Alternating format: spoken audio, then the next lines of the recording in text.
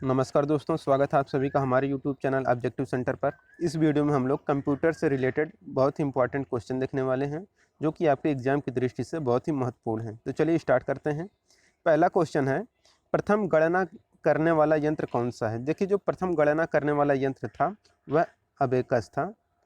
तो यहाँ पर इसका डी आंसर करेक्ट हो जाएगा। दूसरा है कि चार्ल्स बेबेज द्वारा निर्मित एनालिटिकल इंजन कौन सा था। तो देखिए, जो चार्ल्स बेबेज ने बनाया था वह आपका अबेकस ही था। यह आपका कौन सा था, मैकेनिकल वाला था।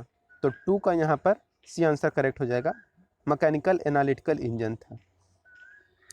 तीसरा क्वेश्चन है, निम्न में से यह सीपीयू का भाग है। तो सीपीयू का भाग कौन सा है, तो यह है अर्थमेटिक लॉजिक यूनिट।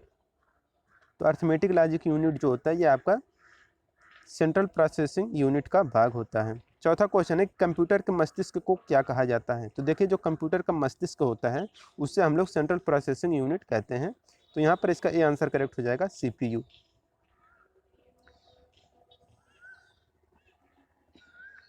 पांचवा क्वेश्चन यहाँ पर, प्राइमरी मेमोरी यूनिट किसका एक हिस्सा है।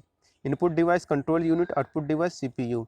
तो जो प्राइमरी मेमोरी होता है या जिस यूनिट का हिस्सा है वह रहता है सीपीयू का। तो सीपीयू यहाँ पर करेक्ट आंसर हो जाएगा। छठा क्वेश्चन यहाँ पर है,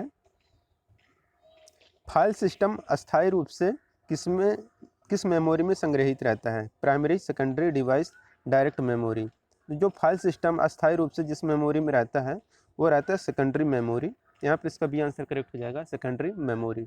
सातवां है, रीड ओनली मेमोरी में डाटा क्या होता है। तो रीड ओनली मेमोरी जैसा कि नाम से यह स्पष्ट है, रीड है तो यह सिर्फ पढ़ा जाता है। आठवां क्वेश्चन है यहाँ पर कि आपके कंप्यूटर में बनी परमानेंट मेमोरी को क्या कहते हैं। तो जो कंप्यूटर में परमानेंट मेमोरी बनती है उससे हम लोग रोम कहते हैं। तो ये होता हमारा रीड ओनली मेमोरी, यही हमारा परमानेंट मेमोरी होती है। नौवां है, निम्न में से कौन सा आउटपुट डिवाइस है। तो आउटपुट डिवाइस देखिए, माउस जो है इनपुट डिवाइस है, स्कैनर भी इनपुट डिवाइस है, कीबोर्ड भी इनपुट डिवाइस है, जो प्रिंटर यह हमारा आउटपुट डिवाइस है।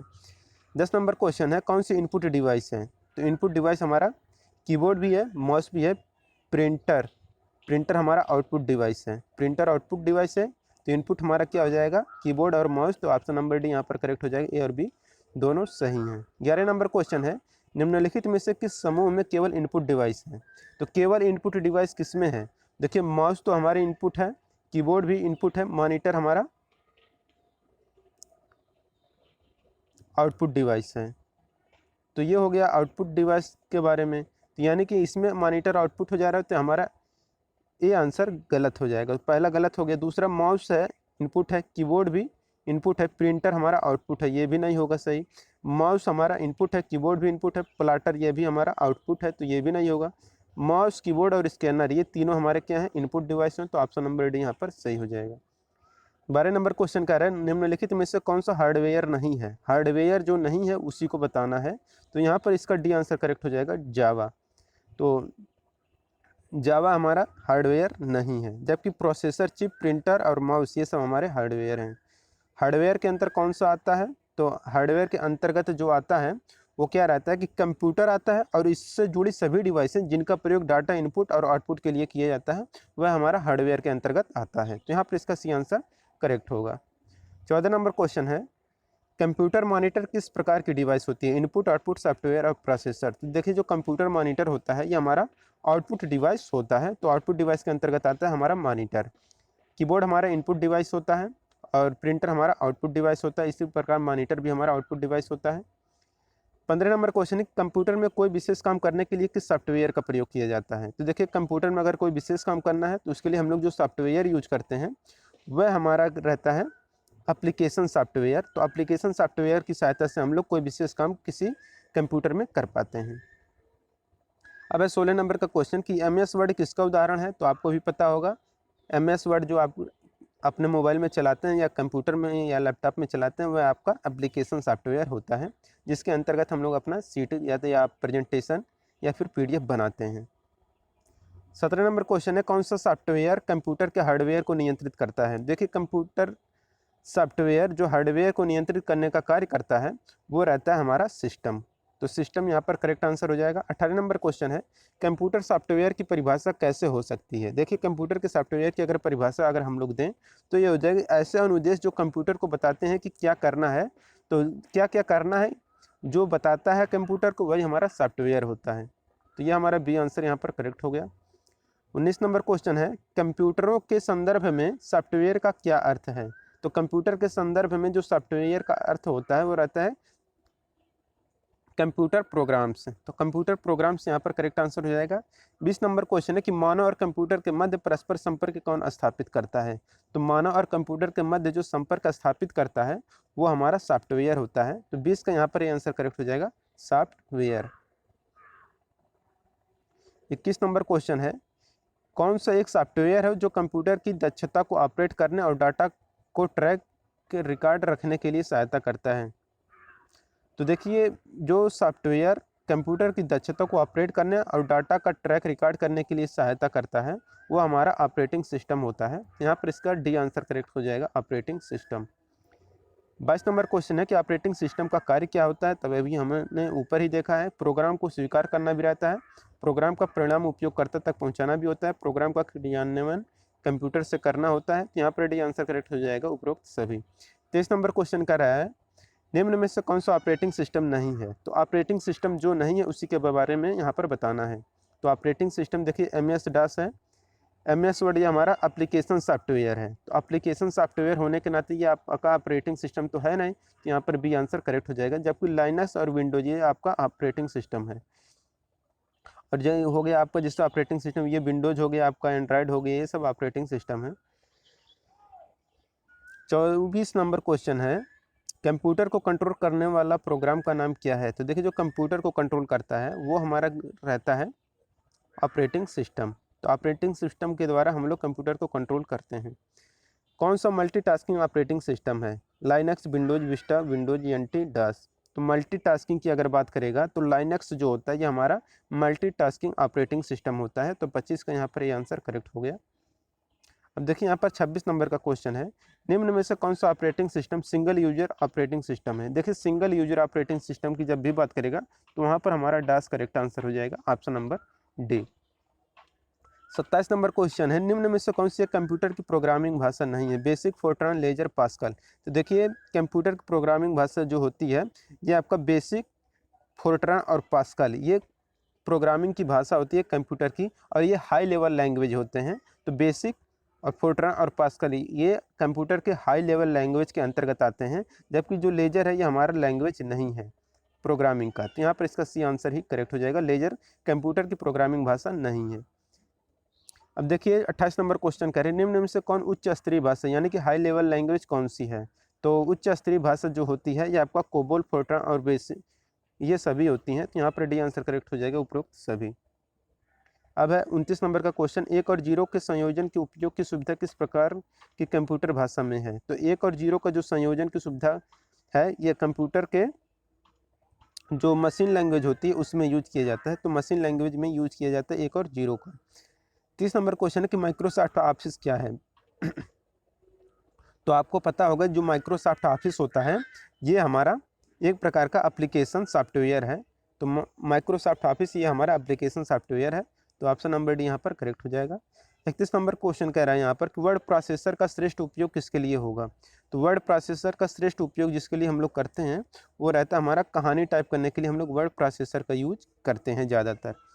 32 नंबर का क्वेश्चन कह रहा है कि टेक्स्ट डॉक्यूमेंट को बनाने, एडिट करने, फॉर्मेट करने, स्टोर करने, रिट्रीव करने और प्रिंट करने के लिए कुल मिलाकर एक शब्द कौन सा होता है। तो इसके लिए होता है हमारा वर्ड प्रोसेसिंग।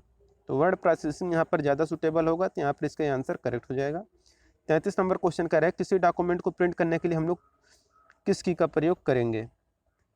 तो देखिए अगर डॉक्यूमेंट को प्रिंट करना है तो हम लोग वहाँ पर Ctrl+P का यूज करेंगे। तो Ctrl+P करने से हमारा प्रिंट हो जाता है। तो 33 का यहाँ पर भी आंसर करेक्ट हो जाएगा।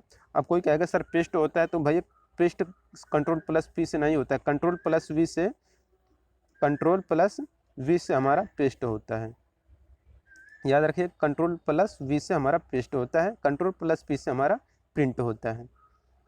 34 नंबर क्वेश्चन है कि एक्सेल विंडो का कौन सा क्षेत्र मान एवं सूत्र को प्रदर्शित करता है। तो एक्सेल विंडो का जो क्षेत्र, मान और सूत्र को दर्शाता है वो रहता है फार्मूला बार। फार्मूला बार यहाँ पर करेक्ट आंसर हो जाएगा। संख्याओं और सांख्यिकी की गणना करने के लिए सबसे उपयुक्त सॉफ्टवेयर कौन सा होता है? तो देखिए, अगर संख्या और सांख्यिकी की अगर गणना करना है तो उसके लिए जो उपयुक्त सॉफ्टवेयर रहता है वह हमारा स्प्रेडशीट होगा। यहाँ पर इसका डी आंसर करेक्ट हो जाएगा, स्प्रेडशीट। 36 नंबर क्वेश्चन कह रहा है कि एक्सेल में वर्कबुक निम्न में से किसका संग्रह है? तो एक्सेल में जो वर्कबुक होता है ये संग्रह होता है वर्कशीट का, तो यहाँ पर इसका डी आंसर करेक्ट हो जाएगा, वर्कशीट। 37 नंबर क्वेश्चन है, यदि आप क्या करना चाहते हो तो प्रिंट प्रीव्यू उपयोग करेंगे। तो देखिए, अगर आप क्या है कि प्रिंट होने पर डॉक्यूमेंट कैसा दिखेगा, अगर इसे आप लोग देखना चाहते हैं तो प्रिंट प्रीव्यू पर करने से ये हमें दिख जाएगा। तो यहाँ पर इसका डी आंसर करेक्ट हो जाएगा, प्रिंट होने पर डॉक्यूमेंट कैसा दिखेगा। अगर आप इसे देखना चाहते हैं तो प्रिंट प्रीव्यू पर क्लिक करके आप अपना देख सकते हैं कि हमारा जो हार्ड कॉपी निकलेगा वो कैसा होगा। 38 नंबर क्वेश्चन है कि सॉफ्टवेयर प्रयोक्ताओं को डाटा की रो और कॉलम में गणना करने की अनुमति कौन देता है? तो देखिए, रो और कॉलम में गणना जो करने देता है वो रहता है हमारा इलेक्ट्रॉनिक स्प्रेडशीट। तो इलेक्ट्रॉनिक स्प्रेडशीट यहाँ पर करेक्ट आंसर हो जाएगा। 39 नंबर क्वेश्चन है कि प्रेजेंटेशन में एक नई स्लाइड को इंसर्ट करने के लिए निम्न का प्रयोग किया जाएगा। अब देखिए, अगर प्रेजेंटेशन में नई स्लाइड को अगर इंसर्ट करना है तो यहाँ पर हम लोग Ctrl+M का यूज करेंगे। तो यहाँ पर इसका बी आंसर करेक्ट हो जाएगा। Ctrl+M से नई स्लाइड को हम लोग इंसर्ट करते हैं, तो यहाँ पर हमारा बी आंसर करेक्ट हो जाएगा। याद रखिए, यहाँ पर ए आंसर नहीं सही होगा, ऑप्शन नंबर बी यहाँ पर Ctrl+M सही होगा। कार्यालय या ऑफिस यानी कि लोकल एरिया नेटवर्क जो भौगोलिक तौर पर बड़े पैमाने पर बिखरे हुए हैं उनको किसके प्रयोग से जोड़ा जाता है? तो लांस जो होते हैं ये इससे जोड़ा जाता है वाइड एरिया नेटवर्क से। तो वन यहाँ पर WAN वाइड एरिया नेटवर्क से जोड़ा जाता है। 41 नंबर क्वेश्चन है, कौन सा एक बहुत ही सीमित भौगोलिक क्षेत्र सामान्यतः एक ही बिल्डिंग में पर्सनल कंप्यूटरों को टिपिकली कनेक्ट करता है? देखिए, अगर आप किसी बिल्डिंग में ही अगर आप पर्सनल कंप्यूटर को अगर जोड़ना चाहते हैं, कनेक्ट करना चाहते हैं, तो वहाँ पर लोकल एरिया नेटवर्क यानी कि LAN का यूज करेंगे। 42 नंबर क्वेश्चन है, कंप्यूटर ... में दो या अधिक कंप्यूटर और अन्य डिवाइसेज होते हैं जो डाटा और प्रोग्राम शेयर करने के लिए कनेक्टेड होते हैं। तो ये जो होता रहा है ये हमारा रहता है नेटवर्क। कंप्यूटर नेटवर्क में दो या अधिक कंप्यूटर और अन्य डिवाइसेज होते हैं जो डाटा और प्रोग्राम शेयर करने के लिए कनेक्टेड होते हैं। नेटवर्कों के नेटवर्क को क्या कहा जाता है? तो देखिए, जो नेटवर्क रहते हैं उनके नेटवर्क को हम लोग कहते हैं इंटरनेट। तो नेटवर्कों के नेटवर्क को इंटरनेट कहा जाता है। 44 नंबर क्वेश्चन है, किसी वेबसाइट के पहले प्रदर्शित होने वाले पेज को क्या कहते हैं? तो देखिए, किसी वेबसाइट के पहले प्रदर्शित होने वाले पेज को हम लोग क्या कहते हैं? होम पेज कहते हैं। तो जो फ्रंट पेज निकलता है वेबसाइट का वही रहता है हमारा होम पेज। 45 नंबर क्वेश्चन है कि वाईफाई का पूरा नाम क्या है? तो वाईफाई का पूरा नाम है वायरलेस फिडेलिटी। तो वायरलेस फिडेलिटी यहाँ पर करेक्ट हो जाएगा, वायरलेस फिडेलिटी। ऑप्शन नंबर भी यहाँ पर करेक्ट हो जाएगा। तो दोस्तों, यहाँ पर 45 क्वेश्चन ख़त्म होता है कंप्यूटर से। अगर ये क्वेश्चन आपको अच्छा लगा हो, वीडियो अच्छी लगी हो, तो अपने दोस्तों के साथ ज़रूर शेयर करें। और जो लोग इस चैनल पर नए हैं वो लोग चैनल को ज़रूर सब्सक्राइब कर लें। मिलेंगे नेक्स्ट वीडियो में। Thank you.